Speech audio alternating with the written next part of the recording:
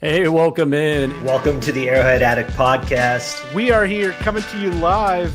The Kansas City Chiefs are going to the Super Bowl. You only win a Super Bowl 2 times every 5 years, right? Oh! The warm-up act is over. Let's bring in Melissa Etheridge, massive Chiefs fan. Melissa, Super Bowl champion, 2-time Pro Bowler, and Trent Green. Trent Green, how you doing? Hey, what's going on, guys? And he picked it up! He picked it up! He's gonna score!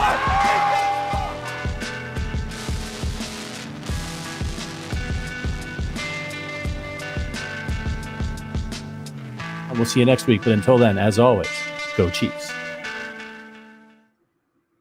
Welcome. This is Wacky Wednesday here on the Arrowhead Addict channel. I'm Adam Best, joined by Sterling Holmes and producer Richard, doing his thing behind the scenes. How you feeling, Sterling? I'm good, man. Finally didn't rain in Kansas City today. I mean, I feel like it's been just rainy and gloomy the past 4 or 5 days. Of course, my entire golf trip this weekend was just brutal weather. And then, of course, you wake up on a random Wednesday in Kansas City, and it's just 60 and sunny and gorgeous. So, yeah, man, things are good. The Chiefs are 8-0. What's there to complain about? I was actually back in Missouri this past weekend visiting the fam. I went trick-or-treating with the niece and nephews. It was a lot of fun. But, yeah, the weather wasn't great. It was a little rainy and nasty and cloudy. And, of course, my wife got sick and I got sick. And I haven't slept a lot because something huge happened yesterday. And, of course, I'm talking about the NFL trade deadline. So, yeah. The NFL trade deadline happened. Some action, I think. There's some action going on, right? There was. Were you surprised the Chiefs didn't go out and get a corner? No.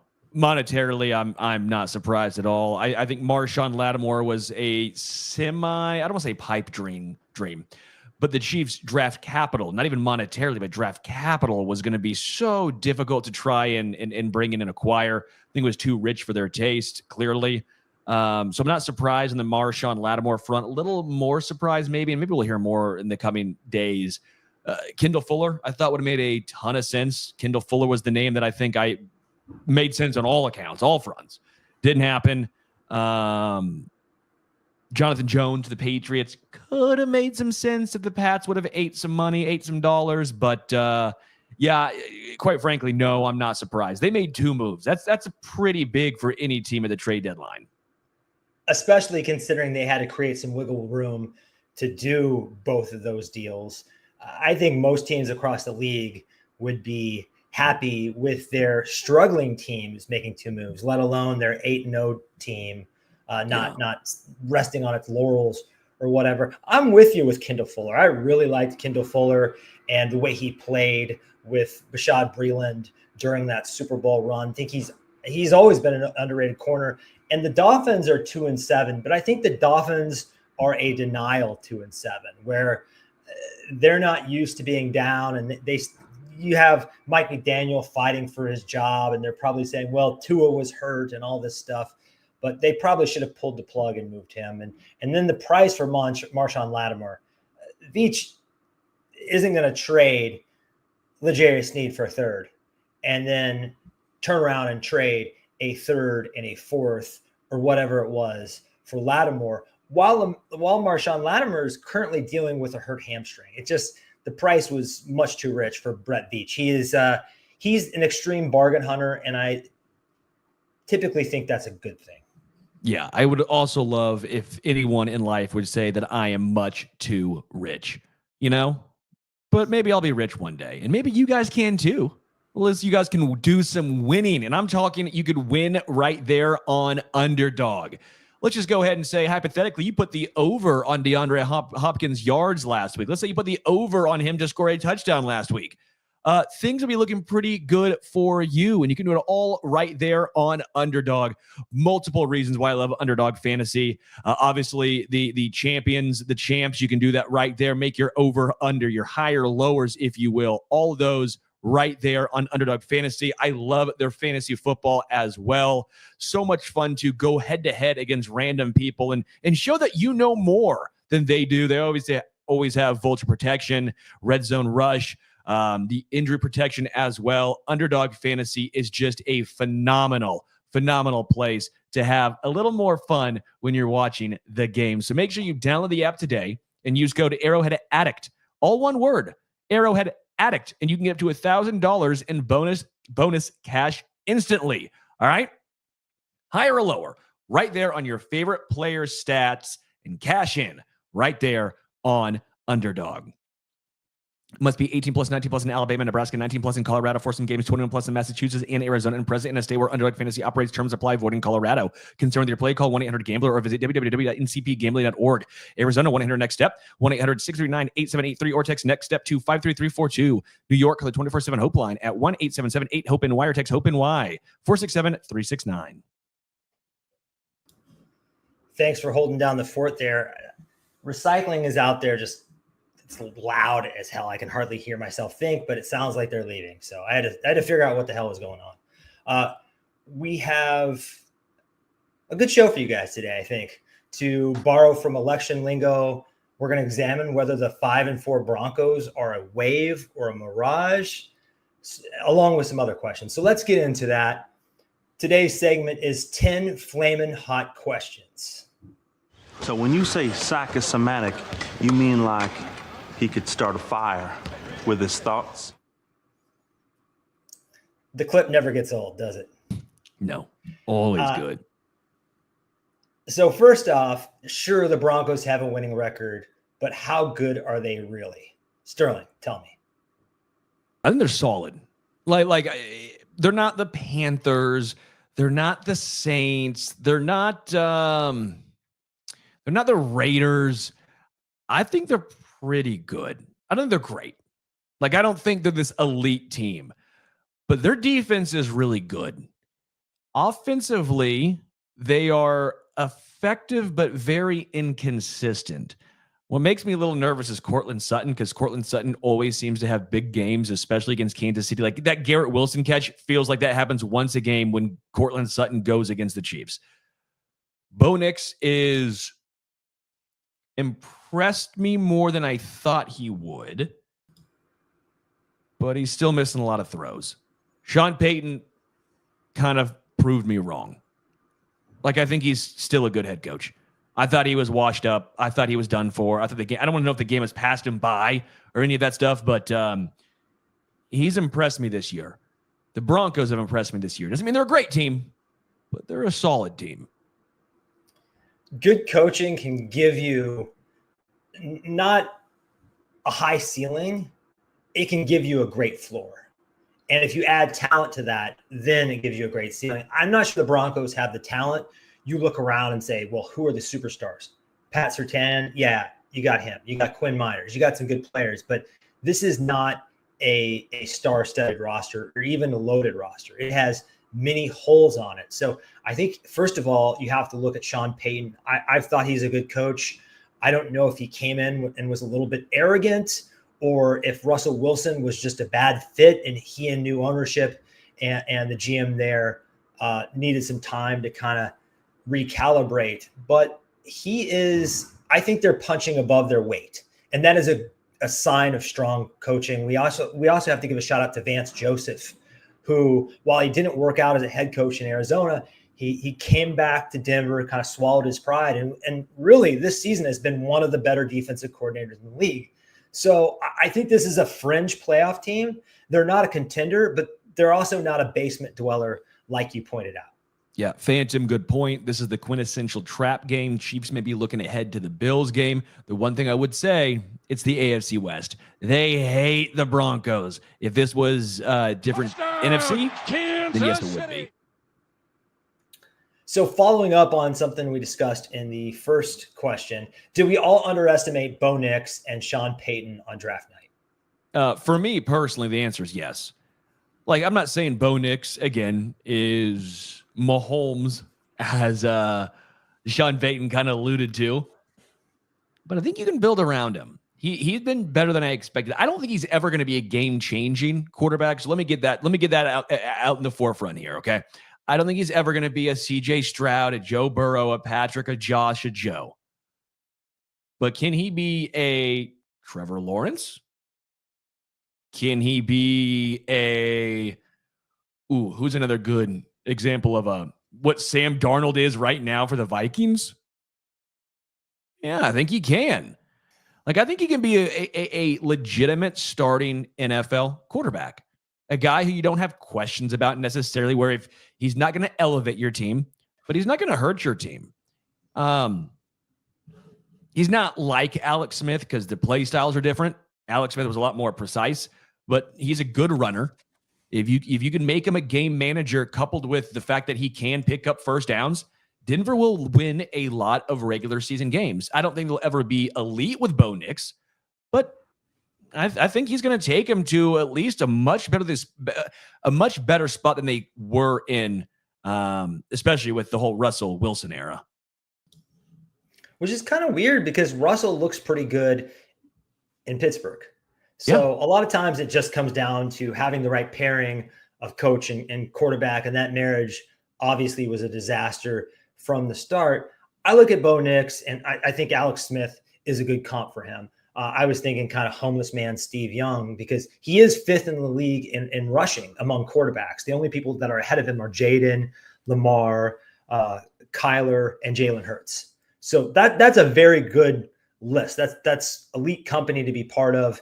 He is a underrated rushing quarterback. He's good at avoiding sacks. His pressure to sack rate is really good. His ADOT looks good. His completion percentage is where he's lacking. He sprays a little bit, but I think he can be a game manager who can get you a bucket with his legs from time to time when you need it. And if you've got a good defense and you've got a good coach and you surround him with some weapons, I could see him being a playoff caliber quarterback. A souped up Daniel Jones. Touchdown, Kansas City. Nailed it. Number 3, can DeAndre Hopkins stay hot against star corner Patrick Surtain? Dog. Yes. I'm all the way in. Here's almost my apology to DeAndre Hopkins. Okay. Because I wasn't necessarily negative on DeAndre Hopkins, but I feel like I didn't give him enough credit or excitement level when he was brought in. Even when there was talks about him last year coming to KC, I thought, yeah, okay, sure. What is he going to do to really move the needle? Look at his age. Look at what he's done the past. I'm an idiot. Sometimes it's literally as simple as, oh, yeah, he's going to be a Hall of Fame wide receiver and he's still good. Why would you not want him on Kansas City? Oh, and now he's getting thrown the ball by a Hall of Fame quarterback? Yeah, that's going to be a good connection. It's just that simple sometimes. Sometimes you do all these gymnastics to almost try and make yourself feel smarter, or you overthink things. I do it all the time. I overthought this one. DeAndre Hopkins looks incredible in this offense. Now I'm intrigued to see what it looks like when Juju comes back. Does DeAndre move to the outside? Does DeAndre stay in that Rashee Rice role where he absolutely thrived? I would just say keep him in that role because he's still that much better than Juju, but I don't think Juju's really going to be good on the outside. Neither here nor there. That's a good issue to have. Yeah, man, I think he rolls. He opens up so many things in the red zone for Kelce as well as for Kareem Hunt. Absolutely love it. A little bit of an apology tour for me too, because ever since Chiefs Kingdom started to be obsessed with DeAndre Hopkins, I said, well, from a process standpoint, this usually doesn't work out, bringing in a receiver this old. And I think it's come down to two things. First of all, DeAndre Hopkins is an outlier. He is an all-time great receiver. And the Arizona offense, the lack of ingenuity, and just the dearth of talent in Tennessee was suppressing him, was holding him down. And now he's in a different situation. So you have that, first of all. Second of all, you have this Rashee Rice role, this Juju Smith-Schuster role. He caught more in breakers than he has basically ever in a game. And I think this might be the most player-friendly offensive role in the National Football League. I'm not saying you can just stick anybody in there, but we've seen 3 different guys this season alone kind of get stuck in that role and explode. So it is an unreal role. I'm glad they filled it and didn't just say, well, our season hinges on Juju Smith-Schuster's hamstring. Touchdown, Kansas City. Had to hurry to get that one off. Number 4, Joshua Uche has a 16.1% pass rush win rate on the season. That's top 20 among edges. Now that he has his feet wet, is he about to pop? Can you define pop? Isaiah Pacheco. Okay. Yeah, well, technically, yes, that's right. I think not necessarily getting a sack a game, maybe getting a sack every other game, consistently getting pressures, maybe a few tackles for a loss, just having some explosive plays, some kind of wow plays that the Chiefs are kind of lacking because they don't have that speed rusher on the outside. I'm really just expecting him to kind of live up to that upper echelon, not quite maybe Myles Garrett level or TJ Watt level, but you know, I sure hope you're not expecting that. Well, his pass rush win rate isn't in the top 10 or 12, but it's in that next tier. It's in that like top 24 to top 15 range. And if he can kind of keep that going purely as a designated pass rusher, that would be wonderful. Even if he plays a little bit worse than that, I would say he needs to be at a pass rush win rate of at least 12 or 13%. All right, how about this? I'll set some for the chat. Let me know your thoughts. Let's have a little fun here. If I set the over-under for Joshua Uche for rest of the season, not including playoffs, just regular season, 4.5 sacks, you taking the over, you taking the under. The Chiefs have 9 games left, right? It's half sack a game. Basically a sack every other game. Are you taking the over or are you taking the under on Joshua Uche? That, I think, is what we need to talk about. That's where I think, because again, he's not going to get a lot of opportunities for tackles for loss necessarily because he's not going to play a lot in first and second down, I wouldn't think, especially when Mike Dana comes back and is healthy. That's going to be the Dana role. He is exclusively a pass rusher. Now, maybe against a more elusive quarterback, it makes more sense to have him because he's a little quicker than a Mike Dana, right? Lamar, like Lamar, even Bo Nix, a guy who can run who can run. You might see him get involved maybe a little more in this instance, but I think 4.5 is about the number I would say is fair to expect from Joshua Uche. Yeah, and if you think about Charles Omenihu down the stretch, he kind of did that. So you said it right. I don't know whether to go over or under, honestly. We have under, over, push. Great line. Yeah, fantastic line. I'm going to be optimistic and say over. My guy, Angry Drunken German, agrees with the over, so I'm in good company there. Number 5, Travis Kelce is the first 35-year-old ever to post 14 receptions. How about that? Has D-Hop taking some focus away allowed a vintage Kelce to reemerge? Yes, and I'm thrilled for a multitude of reasons. I'm thrilled for Travis Kelce. I'm thrilled for Patrick. I'm thrilled for the Chiefs offense. And I'm thrilled for my bets because I had Travis Kelce over 850 yards heading into the season, and it did not look good for a long time. I'm like, that's easy number, 850 for Travis? Yeah, let me go ahead and put some money down on that. And then I'm like, after the first 5 games, I'm like, you idiot. Vegas knew. And now I'm like, haha, Vegas, you had no idea that they were going to get DeAndre Hopkins. Yeah, D-Hop has opened up so many things, in my opinion, for Travis Kelce. He was coming on before D-Hop got here, but now he's going to see so much more one-on-ones. And Andy Reid has talked about it. That role, as you were alluding to earlier, the wide receiver spot that's across from Kelce is like the most important wide receiver spot by far in the Chiefs offense. They play off each other. So when Kelce gets doubled, you go to Hopkins. When Hopkins gets doubled, you go to Kelce. You're seeing it in the red zone as well. Mahomes basically said, yeah, they were bracketing Kelce, so I saw one-on-one with Hop, so I threw the ball to him. Well, what happens when they bracket Hopkins? You go to Kelce. What happens when you bracket both? You run the ball with Kareem Hunt. It is just going to be so much fun to watch. I'm with you. I think what has happened here is you look at the past 10 years. When it comes to receiving yards, Kelce is 2, Hopkins is 3. That's among all receivers, tight ends, receivers, running backs. When it comes to catches, Kelce is first, DeAndre Hopkins is 4th. And I think you can make the argument obviously, I think Travis Kelce has been the best tight end over the past 10 years. I don't know that if that's true for DeAndre Hopkins, but you could make the argument that these are the most reliable two pairs of hands in the NFL over the past decade. Two tippy top of the top shelf security blankets, and giving someone like Patrick Mahomes 2 outs like this as plays break down, it's borderline criminal. I don't think it's going to work out for the rest of the league. I think here 4 or 5 months from now, people are going to be cursing the Tennessee Titans up and down for allowing this to happen, frankly. Yeah. By the way, 22 of 25. That was Mahomes targeting Kelce and DeAndre Hopkins. Kansas City. Speaking of Patrick Mahomes, number 6, Patrick Mahomes' pressure to sack rate is 17%.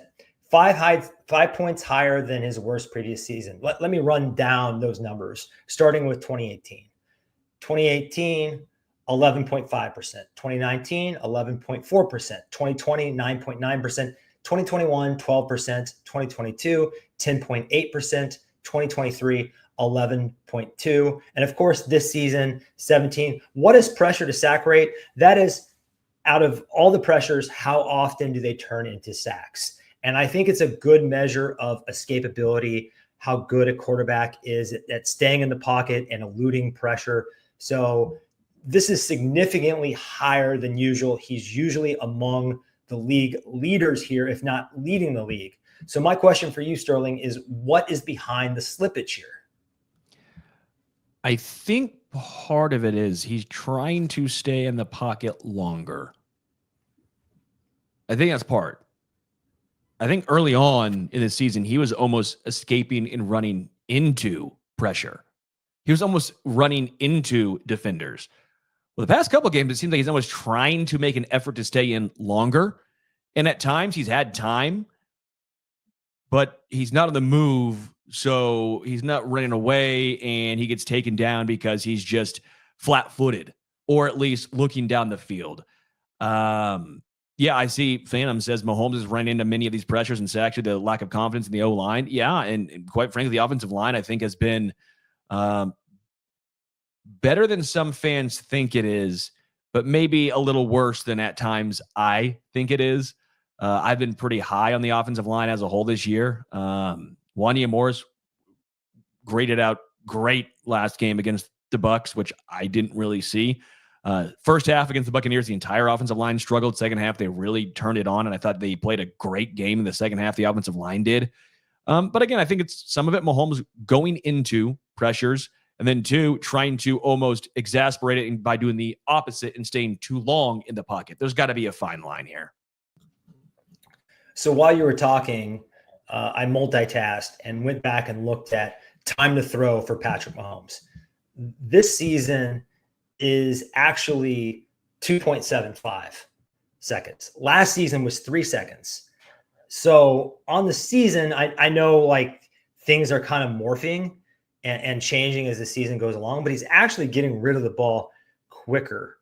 I just wonder on those plays where he's decided he's not running, where he's staying stationary, if he holds on to the ball longer. I also wonder if having DeAndre Hopkins has sort of renewed his trust in this offense and this passing game and has given him the confidence to stay in the pocket longer because he believes someone's going to get open. He believes between Travis and DeAndre, one of those two guys is going to be open every play. And maybe he was just hanging out in the pocket a little too long. And when you have guys like Vita Vea, who somehow just blew up Creed Humphrey like I've never seen Creed Humphrey get blown up before, that's going to lead to some sacks. Touchdown, Kansas City.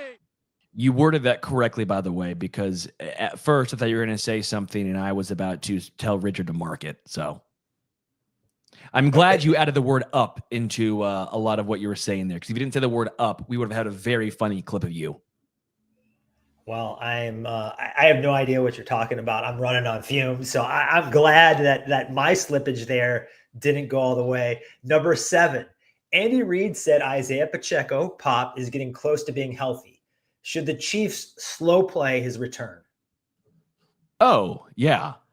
100%. I don't know why you would all of a sudden just bring him back and say, not only is he now going to be the starter, but he's the getting 75% of the snaps. No, I think you slow play it. I think you go 25, 35. Eventually, I think you may even go with a 50-50 split. If you've heard me talk about this, I think I would go Kareem Hunt 55%, Pacheco 45% of snaps, because I like Kareem Hunt a little more on third down. Both are willing pass protectors, but I probably trust Kareem a little more in pass protection.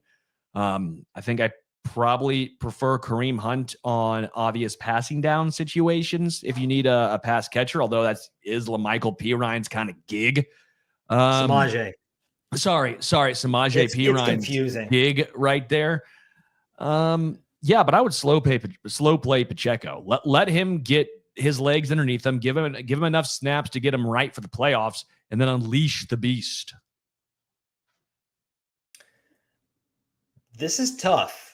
I usually think that 3 is a crowd in running back rooms. I'm not so sure that's going to be the case this year, just because Pacheco probably isn't going to be his full self.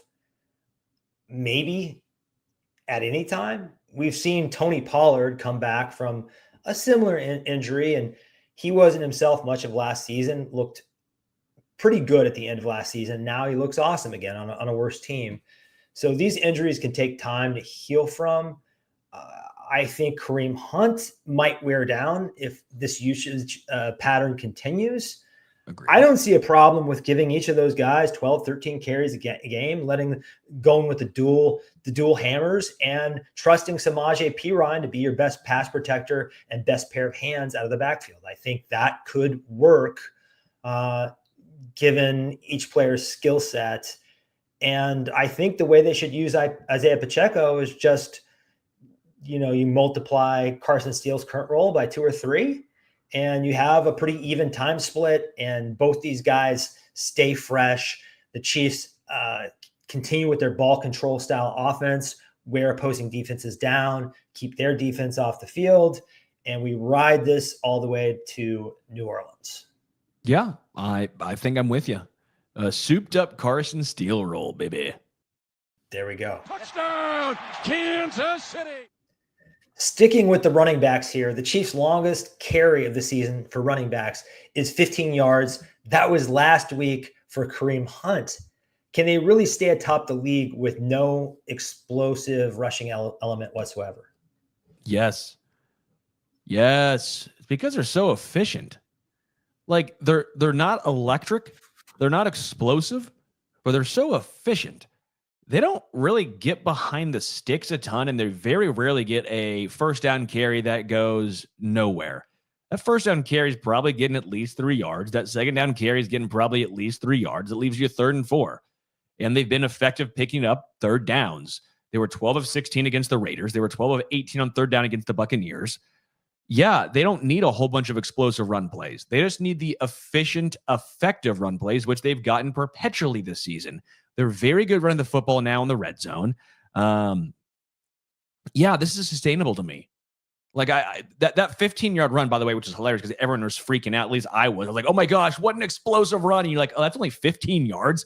We're so used to, like, Jamal Charles had like 3 of those a game at least. And now we get 1 in a season. We're like, look, you remember that 15-yarder? Yeah, but it doesn't really matter. They're just so efficient. So I will say yes. The statistics, the advanced statistics back you up, because the Chiefs, I don't know if they're still first in success rate, but they were first in success rate going into this game. They were first in rushing success rate going into this game. So it doesn't matter if it looks sexy, if it looks explosive. If you are the most consistent offense at doing what you need to do on a down-to-down basis to stay ahead of the sticks and move the ball and matriculate the ball down the field, that's all you need, especially when you have an assortment of future Hall of Famers, future clutch Hall of Famers, and the best coaching combination in football. They're not taking a lot of chances. It did seem like Mahomes was looking downfield more. I mean, we saw the old F it, Tyreek is down there somewhere with DeAndre Hopkins, maybe that will open up things for the running game and we'll see more 10, 15, 20 yarders. But I don't think any of these guys really have the juice to take it 30, 40, 50 yards. And frankly, I don't think it matters. It's kind of like me. It might not be sexy, but it's going to be dirty and efficient, baby. Dirty and efficient. You Touchdown, Kansas City. You do have a workman-like radio presence, man. You grind out these hours. You grind down the opposition, very much like Kareem Hunt handling 20 plus carries a game. But I think you're being a little hard on yourself there. Number 9, Cade Otton went 8 for 77 and a touchdown. Tight ends feasting on the Kansas City secondary. Is this the new normal? Yeah, it's been this pretty much all season long. The Raiders were feasting with Brock Bowers, and then you realize it's the Raiders, and they fired Luke Getsy after the game. Part of that was also because the Chiefs adjusted. They put on Trent McDuffie. Part of that for the Buccaneers is they don't really have any good wide receivers, and they only have a whole bunch of trust with Cade Otton. So there's always going to be some nuance in regards to this, right? But yeah, I think if you're going to attack the Chiefs, this would be the way I would attack them. This and CB2, the game I'm really looking forward to. I'm not saying that the Broncos can't beat KC because it's any given Sunday, but I want to see what the Bills do when they have a full array of weapons. If they keep focusing on Dawson Knox and Dalton Kincaid, or if they really focus on whoever's going to be CB2, which way do they attack? With Denver, I don't know. I assume they're going to try to attack the CB2. They don't really have a great tight end game going on there, right? So they don't have a whole bunch of explosive players. So I don't know if we're getting a good look, but if I were a team right now and you have a good tight end, I would at least start the game attacking by throwing to your tight end. That's what I would do. It's a combination of where the Chiefs are weak from a coverage standpoint, at safety to some degree, at linebacker to some degree. It's also by design because Steve Spagnuolo basically approaches things like this. I think, who's more likely to get an explosive play, a wide receiver or a tight end for the most part? Now, you play against Kyle Pitts, you play against George Kittle, maybe they put a 50-yard catch on you. But most teams do not have that kind of weapon. And the Chiefs did a good job with Brock Bowers, although I agree with you. Their quarterbacking and offensive coordinating left a lot to be desired. So this has not been a fatal flaw for the Chiefs. I think it's something they can survive. I might actually be more worried with CB2 because the Chiefs have dealt with this all season and it hasn't really cost them. But the CB2 problem is a new problem. And when I'm looking at the Buffalo Bills adding Amari Cooper, or the Ravens, most of all, now having Zay Flowers and Deontay Johnson, how do you cover both of those guys? I think this is something to watch, especially since they didn't make a move. Touchdown, Kansas City. But in Dave Merritt, we trust, right? We have seen Dave Merritt turn out diamonds in the rough practically every year in Kansas City with this cornerback room. So we have to trust him and Steve Spagnuolo to figure out the secondary at least to the level where they can get by and eke out another Lombardi. This is a fun one. Number 10, which AFC West rival do you personally dislike more? This goes for the chat as well. The Broncos or the Raiders? So I will let you go first. My wife is pulling in right now, and I can almost guarantee you my dog is going to start barking any second once the garage door goes up. So Best, I will let you handle this one first. I'll take the floor, but what's really happening is your dog hates both of these teams so much that's what the barking is about. So much, dude. He hates the Raiders and the Broncos. He hates them. So for me, I know a lot of Chiefs fans are going to disagree with this, but for me, it is the Denver Broncos. I grew up tortured by Mike Shanahan and John Elway. Maybe it's just my age. Maybe it's just the era I grew up in. But I really, there's nothing I like about the Broncos. I just, the stadium, just the players, the history. With the Raiders, at least like Al Davis is such an integral part of the NFL story, and the brand is undeniably a little cool. It's every story needs a villain, a bad guy, and they kind of play the part. They've also been so pathetic for a long time that the Broncos have long felt like more of a threat. I know we had the long, whatever it was, 17-game streak or 16, 15, whatever it was. But 10 years ago, the Broncos won a Super Bowl. I mean, when was the Raiders' last Super Bowl win?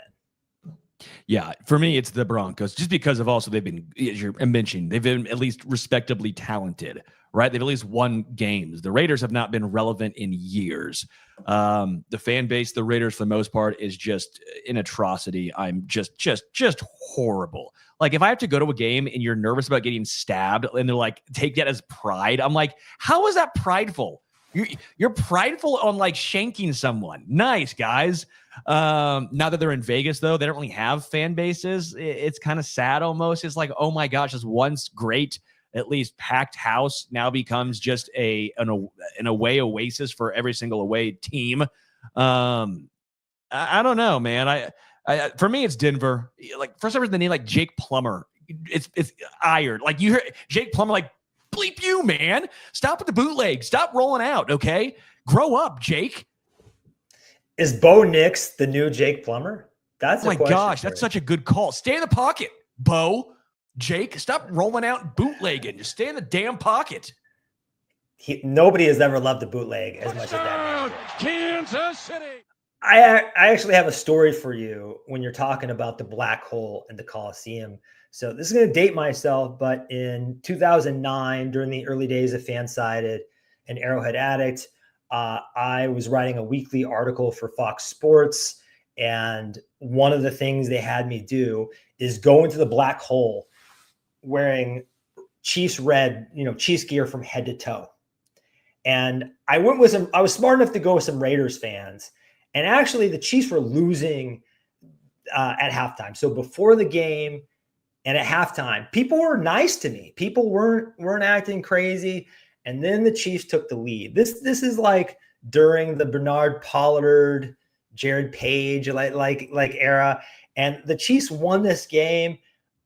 I stayed in my seat until it was just like me and the Pelicans or the Seagulls or whatever, and my friends. I was probably the last person to walk out of there because I was like, yeah, I might get shanked. I might get shanked up in here. But nothing happened. But that's my point, though. If you have a fear of getting stabbed at a place, that fan base, come on now. Like, at least Eagles fans won't stab you. They'll just like throw batteries at you or something.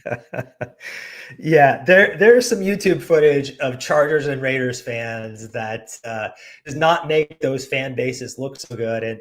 And now both those fan bases have kind of been left behind because of these new cities. What a mess. Let's get quickly to our final score predictions for this week's Chiefs-Broncos game. What do you have, Sterling? Feels like the Chiefs and Broncos always play wonky games, so I'm going to pick a wonky score. This is going to be a fun one. I don't know how they're going to get to this number, but I'm going to pick a random one because it seemed fun. It's the AFC West, baby. Crazy things happen. 26-19 KC. Broncos cover by 1 point, and the Chiefs win and still put up a 26 spot.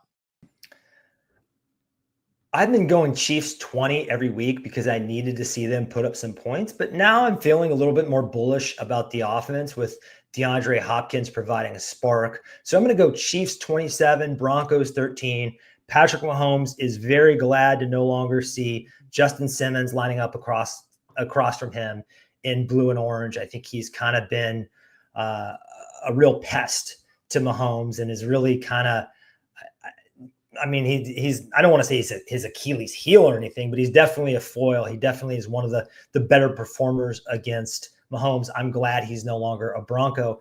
We even saw him get a pick with the Atlanta Falcons on Mahomes. So yeah, just absurd. Our final quick segment here. What's spinning? What are you listening to, Sterling? You go first. Okay. I have a 2008 album. I'm like stuck in 2008, 2009. I don't know what's going on here, but it's the self-titled album by Santa Gold. Really cool stuff. I don't even know how you would, it's kind of like genre hopping, hard to define. It's like a little bit of reggae, a little bit of rock, a little bit of hip hop. It's just a cool album that has kind of stuck with me. And it's one of those things you kind of forget for a while, and then you start listening to it. You're like, why did I stop listening to it? So that is what has been spinning for me lately. The album I listened to, actually, probably the most recently. So I'll do the most recent album I listened to. Kind of wanted to laugh, but also it's a fun, musically talented album. Tenacious D's first album, Tenacious D, always cracks me up. It's just so well done. They're so musically talented as well. But I remember the first time I listened to it, I was probably 13. In that age, you just start cracking up because it's so damn funny. Wonder Boy tribute, some songs I can't say on this. Friendship, Drive-Thru is always so good. That one always cracks me up. I mean, Double Team.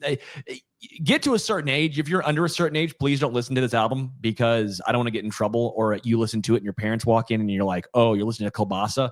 That'd be Bad News Bears." But if you're of a certain age and you want to listen to some talented musicians play and sing funny songs, Tenacious D's first album, really good. Love it. It definitely has that not suitable for work, that NSFW tag on it. You know, you don't want to, got to be careful where you listen to it, but it's very funny. And Jack Black, man, so talented. He can really sing. I remember, you probably didn't watch this movie, but there's a movie called High Fidelity. It's about music. It's about a record store with John Cusack. And he's this goofball that works at the record store. And throughout the movie, the kind of gag is that I think his character's named Barry. Jack Black, this goofball, kind of lovable loser, is trying to form a band, right?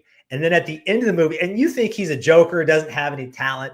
And the end of the movie, he sings Marvin Gaye's "What's Going On," and Jack Black absolutely rips it. He smokes that song. It is a really cool moment.